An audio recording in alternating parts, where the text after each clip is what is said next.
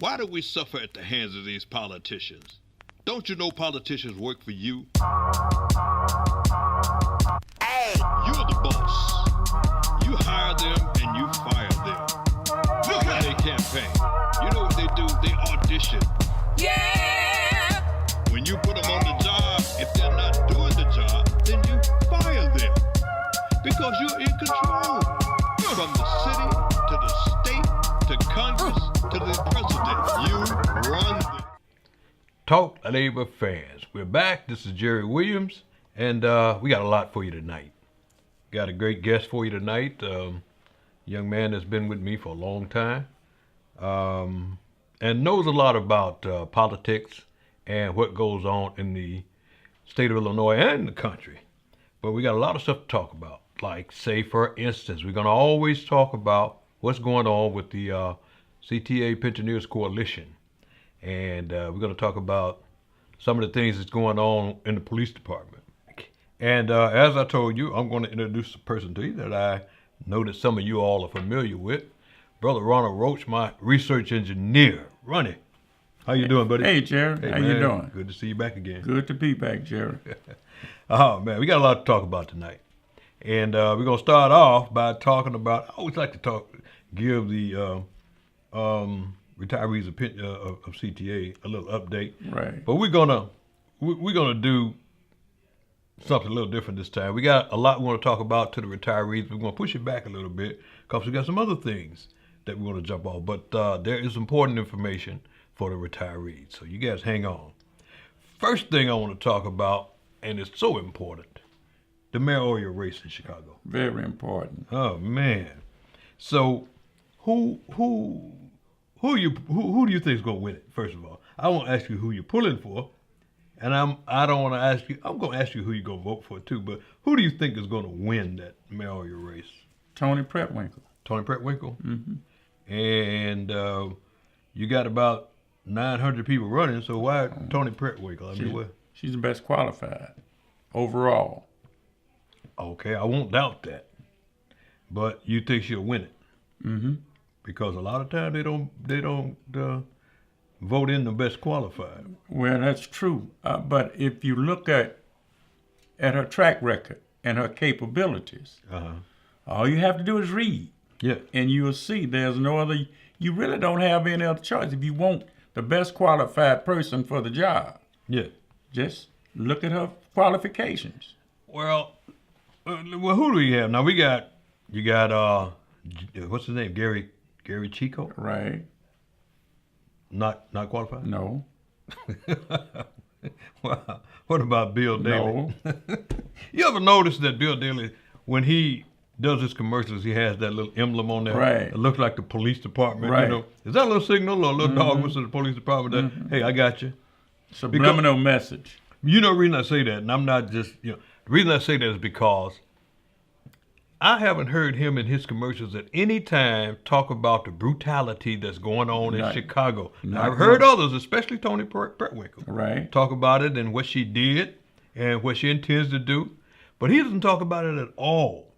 So, do he expect to get in there if he? What's going on with him? Bill Daly. He don't expect you to see past that. What he's doing, he's riding on President Obama's coattail. Okay. I was his what was it? The president's press secretary? Yeah. Something. Yeah. Yeah, so he's riding on that. So he thinks that'll get him in there. That's what he thinks. He thinks that'll get him the black vote. So is it black people are that vulnerable, or do they just think black people are stupid? He think black people are stupid. Oh, okay. All right, we'll move on then. How about Amara Enya? I think I'm pronouncing her name right. Never heard of her. So, okay. I'm just running down the thing there because, you got Bob Ferretti. He's a former alderman from the north side. Mm-hmm. Now, Bob, I knew pretty good. He a pretty good guy, but do you think he have a chance? No. He's a good guy, but not strong enough. Not strong enough. You got some intelligent young men. LaShawn Ford. Don't know him. No, He's a state rep.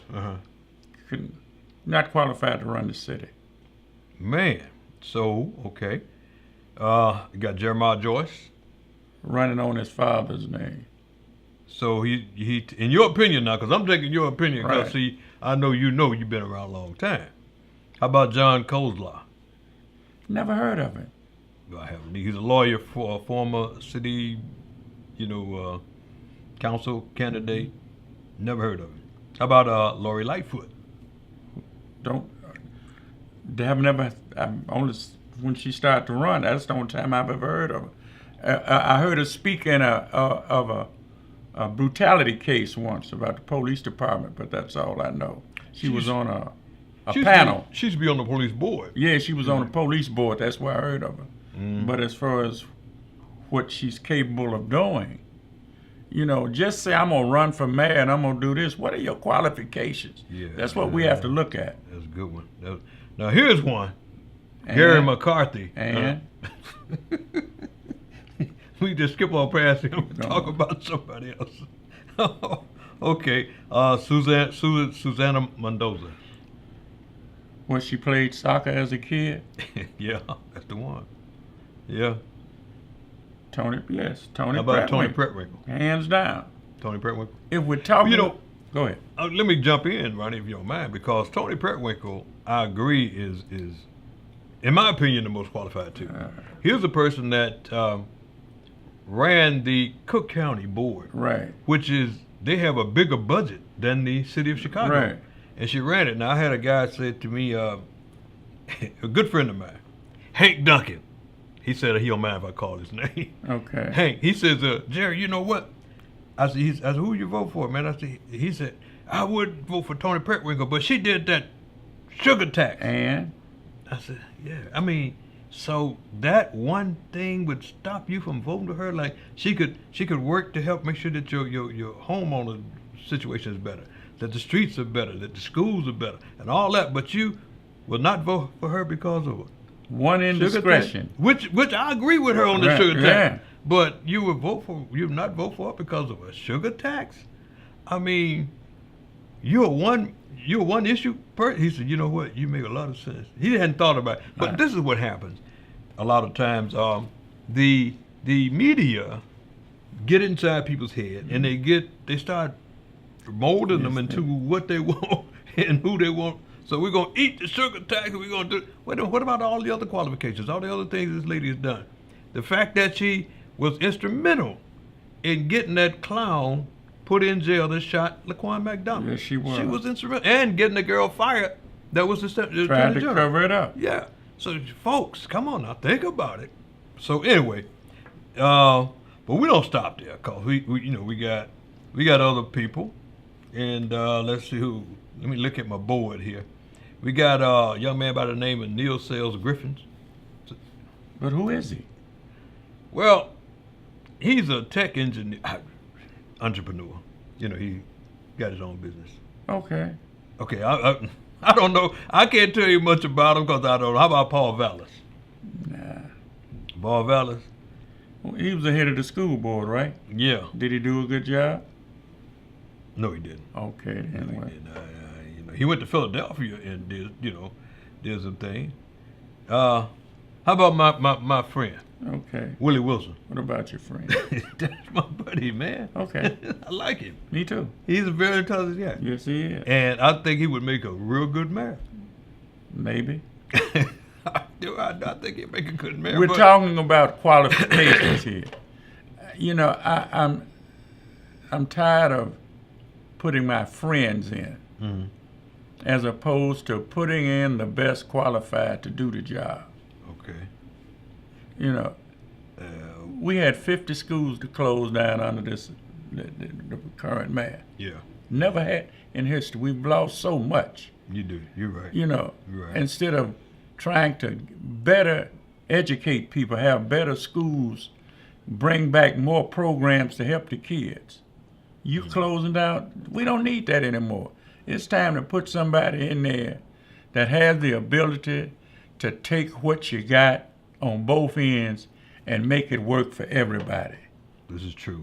Did I mention Chico? Gary Chico? Who? I did mention him, right? Yeah. Chico. I think you did. I don't want to leave anybody It don't matter. out. I don't leave anybody out. Okay, well, one of the things I would like to see people do, and I say this to all of you all, do your history on these people. That's all. You know, do your due diligence. Find out. Don't let the media tell you. Don't let me tell you. Go and do this for yourself.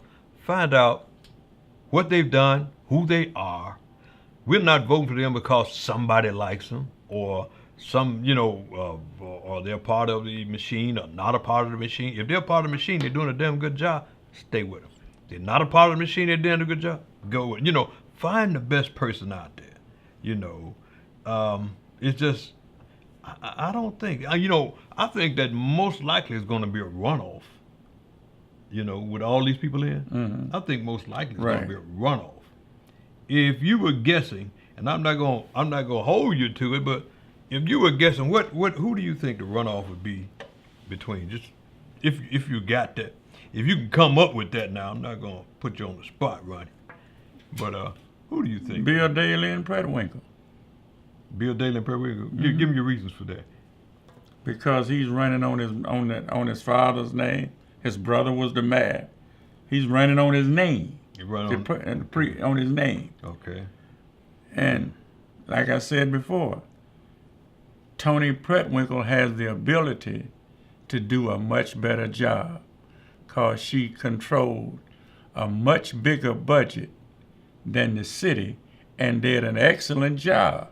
This is true. So if it was me, I would be definitely, if it's just between those two there, I'd go for Toni Predwinkle. Hands down. So you don't think my friend gonna be in the runoff? Who? Willie Wilson.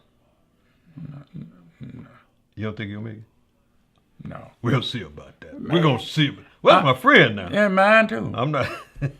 Nice brother, real nice. I met him. He's a good guy. Good person. And Fioretti, he's a good guy. Yeah.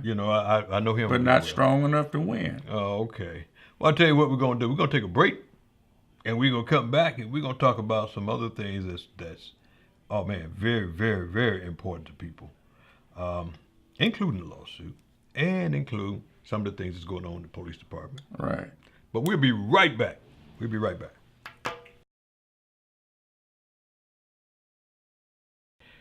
Okay, we're back, and as I told you, we got my good friend Ronald Roach here. We're talking about some of the things that's going on in the city and in the state and in the country. We're going to go outside the city a little bit. We want to talk about this policeman in Detroit that stopped this young lady. And in this cold snap now, 20, 30 degrees below zero wind chill, and told her car was, her license plate was improper, and told her she's going to have to get out of her car and forced her to walk home. And then laughed about it. Caught him on camera, calling her, yeah, black girl, ha, ha, ha, blah, blah, blah. Then, bye, Felicia. Look at her. I'm him and his partner just laughing about this. This woman could have died out there in that cold. There is growing anger over a young woman heading back home during the polar vortex after her car was impounded by police. Walk of shame in the cold. Bye, Felicia. The video, apparently taken by a cop's cell phone, was posted on Snapchat. Look at the racially provocative title, What Black Girl Magic Looks Like. And this, celebrating Black History Month. The young woman was pulled over initially for an expired registration. The temperature that night in Detroit was 2 degrees, minus 18 degrees with the wind chill. Priceless. I was upset. It's crazy. WDIV-TV spoke to 23-year-old Ariel Moore, the woman seen in the video. I wasn't called for. I mean, it hurt me. Detroit Police Chief James Craig. I'm angry because this was a racially insensitive post. It has "Bye Felicia," and that's derogatory. Bye Felicia is a dismissive way of saying goodbye. The officer who shot the video has been demoted. I called the mother personally. I expressed how concerned I was on how her daughter was treated. Chief Craig says Ariel was asked if she wanted an escort to her home, which was just a block away, but she declined. The chief later saw to it that her impounded car was... What do you think about something like that, man? Well, he did it because he figured he could get away with it. You only do what you think you can get away with. You have no fear. Mm-hmm. You do things like that when you have no fear of the person that you're doing it to or repercussions behind it. What a coward. You are absolutely right. I noticed that these cops, they do this when they when they have a gang of other cops with them, you know. Now, these two did this to a female, African-American female. What does he think? That she's not human? Would you do that to your mother, to your sister? You punk. You are a real punk. But anyway, I found out they don't just do it to black people and brown people. They do it to white people too. Yes, they do. You know, Yeah. but not as often as they do it to black and brown. Now, that was a cop that shot his own partner. 2010. Tell me about that. They were. The person that got shot was at his friend's house, and they were arguing something about an animal, a dog. Okay. Yeah. And he shot the boy in the back of the head, and then called the police and said he tried to commit suicide. That's what I'm laughing. I'm not laughing at the man that got shot, you know, but I'm laughing at the fact that they said that he tried to commit suicide. He shot himself in the back of the head. Back of the head. Back of the head. And they thought he was gonna die. He was in the hospital. He couldn't move. He couldn't talk. He couldn't do none of that. But after about a year or so, he came out of. He didn't come all the way out of it. He came out of it enough to say, "I wasn't trying to commit suicide. He shot me, his partner." This is a guy that were roommates with this man in college. Been friends forever. Problem I got, Ronnie, is that the police department tried to cover it up. Yes, they did. This man is still out there making $87,000 a year, sitting at a desk, because they don't put him on the streets anymore. This poor gentleman that he shot is in a wheelchair. And That was can no special longer van- speak. Can no longer speak. In a wheelchair, they got a special van for him. And they were saying a lot of the stuff is breaking down, the van and stuff. This man is damn near going to the poorhouse. Two white guys now. This man is going to the poorhouse while this guy's sitting there making $87,000 a year. And they just brought this case back up. Now, they hid it all the way till they got this new police board type thing. What do you call them? IPRA? But it's not IPRA anymore. They call them something else. And the Attorney General, Loretta Lynch, came in and they got that decree that the police have to abide by. And they have to show the films. And this film came out. Now, when Rahm Emanuel was in there, they hid it. They put it away. They wouldn't let nobody see it. Now they pull it out, and they're showing everything that's going on. And what they had done, they said that they had given this man $44.5 million, the one that got shot. But he can't get it until all the case has been finalized. Can't get a dime. And if they win the case. yeah. Now it was awarded that. Right. I don't know if they appealed it. Yeah. They appealed, and they're holding it back. And this guy is still sitting up there getting $80,000 a year on our tax dollars and raises. Yeah, and raises. They awarded this man $44.5 million of our tax dollars. Because this cop decided to shoot his friend in the back of the head because his friend said you shouldn't be treating your dog like that. And they said he started walking off and he shot him in the back of the head. They are so emboldened when they get that blue uniform and the pistols, and people of color are not even considered human. Right. I saw him stepping on a young girl in high school. The guy was standing on her leg and tased the young girl while her father was standing there, and the father was really upset about it. We'll talk about that next week. But what are we gonna do with these cops, man? What's your solution? They do what they know. Nobody does anything about it because it's politically. They think they know they can get away with it.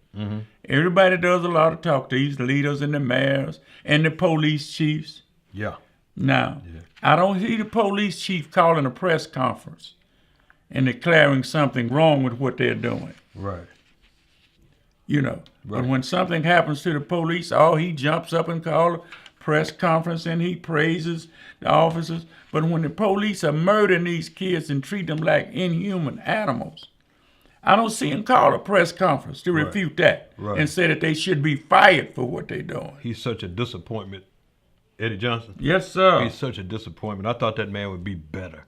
I was one of the people that was in his corner, you know, because I worked with the police department, you know, dealing with the infinite scholars, the kids in the high schools and stuff. Right. And I thought this guy was going to be okay.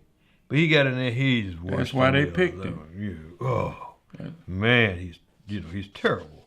He's terrible. But this is the stuff we're living with. We don't have to. You know why?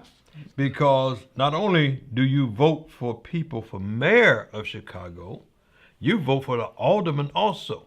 And you don't want a slate of aldermen that are wimps and fall down on their knees to whatever person goes in there as mayor.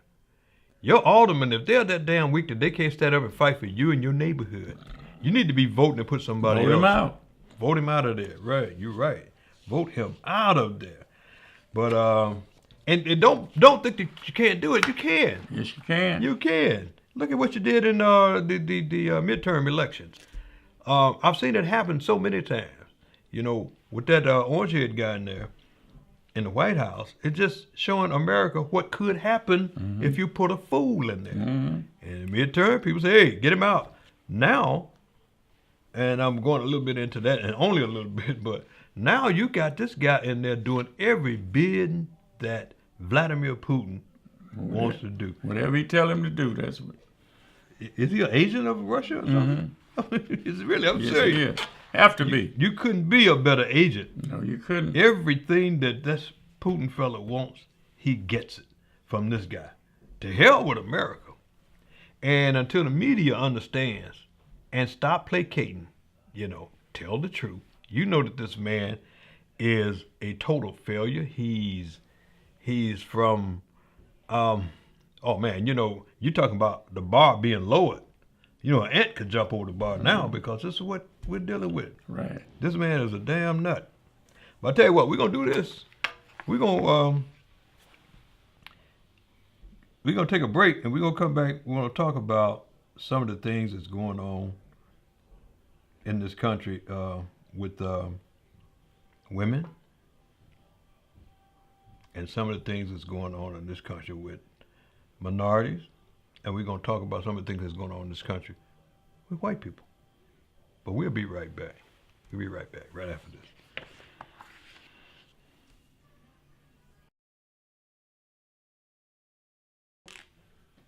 All right, we're right back. Now, I know you all watched the football game, and I know you just enjoyed the hell out of it.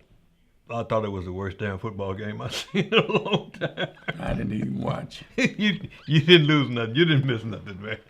I'm sitting up there waiting. Somebody score, you know. But it's terrible. But I'll tell you what was worse. Maroon 5, who came on and wouldn't talk about Colin Kaepernick. They ain't got nothing to say about it. You punk, man. I don't want to hear nothing else about this. But what I want you to do right now, I want you to take a look at this preacher who talks about what's going on in the NFL. And what's going on with Colin Kaepernick. Take a look at this and you'll see what I'm talking about. Just watch this film right here. Ain't that a trip? In a real sense, they are defining patriotism by how you respond to the flag, by how you respond to the national anthem. They don't define it by the principles, but they define it instead by you standing up. Ain't that empty and shallow, just like the person in the White House? Because if your patriotism is only determined by your standing and saluting a flag during a song, then that lets you get away with a whole lot of stuff that's unpatriotic, which is what goes on in the White House day in and day out. Isn't that a trip? I guess y'all not getting it. I'll push it a little bit further. Does it not blow your mind that poetically and providentially, the same day the NFL made that plantation policy, that a video was released of Sterling Brown in Milwaukee, Wisconsin, that was so evil that the police and the mayor had to apologize before it was released. Now, you ain't heard 46-1 say a word about that, but he does have a word of pardon for Jack Johnson, who was victimized by the criminal justice system. Oh, I see. It's easier to get with justice for someone who's been dead for 100 years as opposed to fighting for justice for black bodies that are alive right now, because you've spent so much time lying about what Colin Kaepernick was protesting. Kaepernick was not disrespecting the flag. He was protesting the fact that this nation does not live up to the true meaning of what the flag represents, and that's liberty and justice for all. Save your pardon. Save your pardon. You didn't give a pardon to the Central Park Five. The Central Park Five, Google them since y'all evidently don't know them. The Central Park Five young black brothers who were sentenced to prison for rape that they did not commit. And Donald J. Trump, 46-1, had the audacity to take out a full-page ad in the New York Times and call for the death penalty for them. And he never has apologized. And even when they were set free by DNA evidence and someone else admitted what they had done, he still did not come back and apologize, because a dead black person is easier to give justice to than live black bodies. That's hypocritical and unpatriotic. Oh, say, can you say? You see what I mean? Ronnie, this preacher talks about what, I mean, he couldn't have said it any better. We couldn't have said it any better. We don't even have to say anything else about what's going on with Kaepernick, because he couldn't say it no better than he did. You know, I tell you what, that's one, I gotta find this guy. This one preacher I like, man. He speaks his mind. But you know what I want to say now? You know, like, we got problems with the pension in at the Chicago Transit Authority. Right. Want to bring people up to date. The attorneys were supposed to meet with the judge on the 31st, but due to inclement weather, they postponed it. And they postponed it until the 4th, which is today. And they did meet with the judge, not just our attorneys, but the whole group, CTA and everybody. And finally, folks, we are on the move. This is really the first time we've actually been on the move. Let me go back, Ronnie, and explain to people what, and you were there from day one. Right. What happened and why it took so long. I said it before, and I'm going to run it by you again. When CTA did this illegal thing, and a lot of you are going to be shocked when you find out who actually did this to you. Your union presidents was just flunkies who didn't know any better. But the persons that did it to you, you're going to be shocked. I got a book coming out. It's called Common Sense Ain't Common. You're going to see everything that was done to you, and I'll be calling the names off. Who did it to you? And if I'm lying, they can sue me. And I got proof that they did this to you. You all just won't believe how they did it.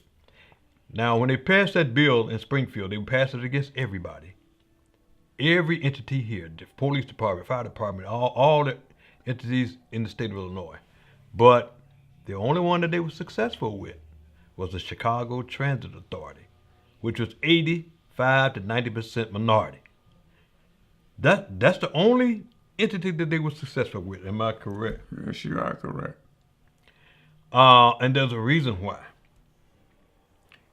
You ask, why does it take so long to get your money back? First of all, if we hadn't have filed a lawsuit, you wouldn't be getting your money back. That's right. You wouldn't be getting your money back. Now, in my opinion, everybody should have got the money back. Not only the retirees, but the active people too, because all the active people for all the other entities They theirs back. never had to pay it because they killed it right there. Right. They only made you pay, brothers and sisters at CTA. And there's a reason for that. And you ask, why did it take so long? It was your unions. They signed off on it. They fought us when we found out, and we filed a lawsuit. Yes, they they fought did. us. We had to take it all the way to the Supreme Court. Now, what we filed, when we filed a lawsuit, CTA then filed a complaint saying we didn't have a right to file the lawsuit because we were covered under the union, and the union gave it away. And I said, no, the hell, we are not covered by the union. The union can't give nothing away of mine. I didn't tell them to give anything away. But anyway, we fought it all the way to the Supreme Court of Illinois. The Illinois Supreme Court. From the circuit court, we had to go. Then they really thought we were going to back off and give up. Then we had to take it to the appellate court. The appellate court ruled in our favor, the retirees. But they ruled against the actors. I thought that was wrong. But then we had to take it to CTA, then appealed it to the Supreme Court. Supreme Court ruled in our favor. It took 8 years for us to do that, almost 9 for us to get through the Supreme Court. But they thought we were going to give up. We didn't, because I knew we were right. The Illinois Constitution usurps all the rest of that stuff in Springfield. Don't mean nothing. Constitution usurps all of it. Constitution says what, Ronnie? Section 8, paragraph 5 says that they cannot impair or take away any benefits that you've earned. In the event that they do, they have to give you something equal or greater than what they took. That's exactly what it says. And a lot of people didn't know that. Even some of your presidents, the presidents was doing this. And the people that were coaching the presidents to do that. Now, your attorneys, you people at 241 and Local 308 of the ATU, take a look at your attorneys. They turned you upside down too. They did. Yes, they did. And they knew better. Yes, they did. They knew better. But all that's coming out in the book. All that's coming out in the book. And if your attorneys say that I'm lying, tell them to invite me to a debate. That's or right. A conference with them. And then tell me that to my face, because they know they're lying. And I got proof to show that they lied. They lied to you all. Okay? But anyway, they did that to you. So it took us that long to get it to the Supreme Court. Supreme Court then said, no, the retirees do have a right to file that lawsuit because the union do not represent the retirees, and they are covered under the Illinois state constitution. Right. Which means you had no business doing that to us. Okay? So CTA now is trying to string it out. They end up suing each other. I'm talking about the Healthcare Trust and the Pension Office sued each other, saying that, filed a suit against each other, one saying that, well, if we got to pay them back, then you should pay it. This is the Healthcare Trust saying to the Pension Board. Pension Board said, no, you should pay it because you're the Healthcare Trust. Really, they were fighting each other, so they got that. All that had to come up under the judge, for the judge to, rule on it. CTA knows that, so they're trying to drag it out as far as they can. They had several people, a lot of people down doing affidavits. Had me down there for 5 hours on the affidavit, trying to trip me up into saying some things that, that they could use to try to do their best to cut some of the money that they got to pay us, but it didn't happen. We moved right along. So we're moving along now. Now the attorneys did meet with the judge today. They called me today and we had a long talk. Going to meet with the judge on 26th, I believe, of March, and that is to deal with all the preliminaries, which means that we're moving forward now. This is the first time we are actually moving forward on the lawsuit itself, okay? Now, all the other stuff was progressive because we had to do it, but actually we're moving forward on the lawsuit itself because we filed it. We got it filed now. We have people trying to jump in, want to be a part of it. But, if you retired after 2007, you're not covered because the union, they claim, had the right to sign your stuff away. I still think that that's not right to active, but hey, you active guys, if you all roll and with the people that says that hey, just give up and whatever, fine. I don't have nothing to do with that. But Jerry, the Illinois State Constitution said that they didn't have a right. Yes. But the Supreme Court judges in Springfield, they are supposed to interpret the law the way it reads.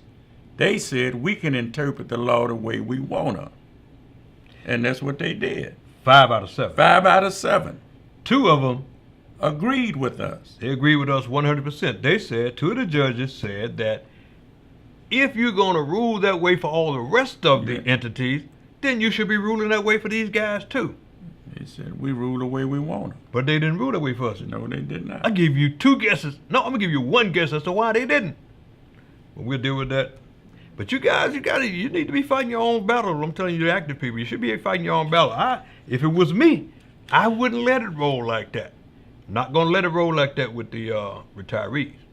We're going to fight this damn thing all the way. And we're on the move now. And we're in great position.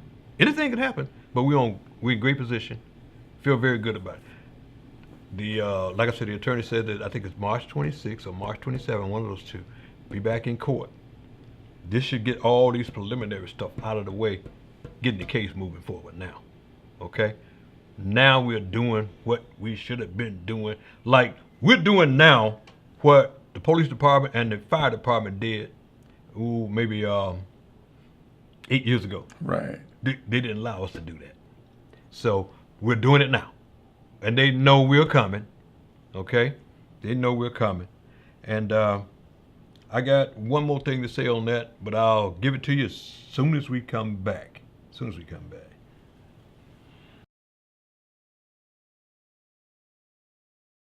Okay, folks. Like I said, we're moving forward. We're doing the things we need to do. I want to give you a little more on the coalition. I want to thank all these guys and girls that joined the coalition, that's making it strong. I really, really appreciate all you're doing. We all appreciate that. The officers appreciate it. I'm going to make sure that you get the officers' telephone numbers so that you can call them if you got any questions about anything. And again, the officers are President Claude Funches, Vice President Benny Rogers, the Secretary is Suzette Smith, your Treasurer is Larry Whitehead, and your Assistant Treasurer is Tommy Little, Sergeant at Arms Ronald Roach, and John Dodson. So we're going to make sure that you have the access to all those numbers so you can call people.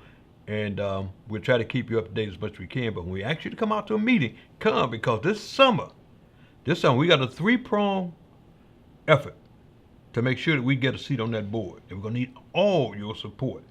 Because just because they took this money here and we got them over a barrel now, and we figure they're going to end up having to pay us back, don't think they won't come at you again. So we want to make sure we put a lid on this as far as the retirees are concerned. Active people, you do what you do. Okay? All right, let me give you a little something now. We talking about so many things that's going on in the Me Too movement. And a lot of time I think we go a little overboard with some of the stuff. I'm a big fan of nobody disrespecting women. Right. Or taking advantage of women. Right. If you want to work here, you got to go to bed with me. I don't think that should be happening. But ladies, y'all got a duty and things to uphold yourself. Okay? Now, one of my friends made a great song. I want you to hear the song. And if it don't apply to you, it don't apply to you. But I want you to hear this song coming from my partner, Rodney Carrington. Okay? So take a listen to this song and tell me what you think about it. Okay? Don't curse me out now, but tell me what you think about it. Okay? Take a listen. Rodney has his guitar out. That's a great sounding guitar. Do you have another tune for us? Sure. Anything you'd like to play? I'd love to hear something. Let's see. What do you... You want to do one of the classics? Do you want to do something? There she goes. bitching again. Saying things she's heard from all her friends. And it don't matter what I do or where the hell I've been. There she goes, bitching again. I could make $1 million. I could put it in her purse. Buy her a big old mansion. Things would just get worse. I could lasso her in the moon and throw it in with all her stuff. And she'd want to know where Neptune was, 'cause the moon ain't good enough. There she goes, bitching again. Saying things she's heard from all her friends. And it don't matter what I do or where the hell I've been. There she goes, bitching again. I could have painted the Sistine Chapel. I could have won a Nobel Prize. Built a great wall there in China, and that'd be nothing in her eyes. I could have wrote the whole dang Bible and read it to her twice. And she'd want to know why the yard ain't mowed and the fridge don't make no ice. There she goes, and she's bitching again. Saying things she's heard from all her friends. And it don't matter what I do or where the hell I've been. Oh, here she comes and there she goes, bitching again. Boys, I know you couldn't laugh at that because she's sitting right there next to you. And she's bitching again. That's great. Rodney Carrington. Now you heard that. That's coming straight from Ronald Roach. but I want to tell you one more thing. I want to tell you, folks. And this is going to be part of the book too. But unions, I always said, is the best thing since sliced bread. That's true. But your union leaders are your problem. The Chicago Federation of Labor, they led these brothers into the slaughter. Yes, they did. Didn't they? Dennis Gannon, who I've been knowing a long time, he led them into the slaughter. I want you to take a look at this photo. In this Chicago Sun-Times, not only did he lead them to the slaughter, he bragged about it. So take a look at this photo. Take a look at this article. Freeze your camera, read it. He talked about it, and then he said, I'm going to get them to give up some more. Damn it, but when it came to his people, he didn't have them give up nothing. None of this applied to his people. When I say common sense ain't common, I mean it ain't common. Damn. If you know that he did this, I'm talking about you presidents. If you know he did this to save his people, and then served you up, damn, common sense tell you something's wrong. Something is wrong. But, you got to be on top of that. So I want you to take a look at that article there. And before we leave, and I tell you, women, Ronnie, we need to just really study our history. True. We got a lady that I didn't know much about until I got grown. Our history, they wiped out a lot of stuff. Ida B. Wells. Yes. Man, was she a beautiful woman. Yeah, tough lady. I mean, she was tough. And we're celebrating her this month. It's Black History Month. Black History Month should be 12 months a year, but we're celebrating her. I want to give you just a little bit of what she was doing. I looked at a whole documentary on her, and I'm just so impressed with her, I'm so impressed with her. But anyway, hey, again, thank all you guys for joining. We want more people. Reach out to the officers, and let's get this going, because we're going to need you in the summer. We're going to be talking to the legislators. We're going to be talking to the governor. We're going to be talking to the Speaker of the House and the President of the Senate. And we're going to be talking to our representatives. We're going to need all of you all on board. Because we're not going to let them steal or take away nothing that belongs to us. And all you people that is within 5 years of retiring, right, be smart if you came in and found out what's going on so that when you do retire, they don't screw you. Okay? All right. So take a look at this Ida B. Wells clip and it should enlighten you. It should enlighten you. And then go deeper into what she did. Okay? Right. Roach, really appreciate you coming, man. It's a pleasure, Jerry. Hey, man, keep up the good work. I'm going to do the best I can. Ronnie is also contributing to the book that I'm writing, too. So you're going to hear from us pretty soon. We'll see you again. This is Talk Label. This is Jerry Williams. See you again next week. She was born July 16, 1862, in Holy Springs, Mississippi. Ida B. Wells Barnett, school teacher, newspaper publisher, turned activist.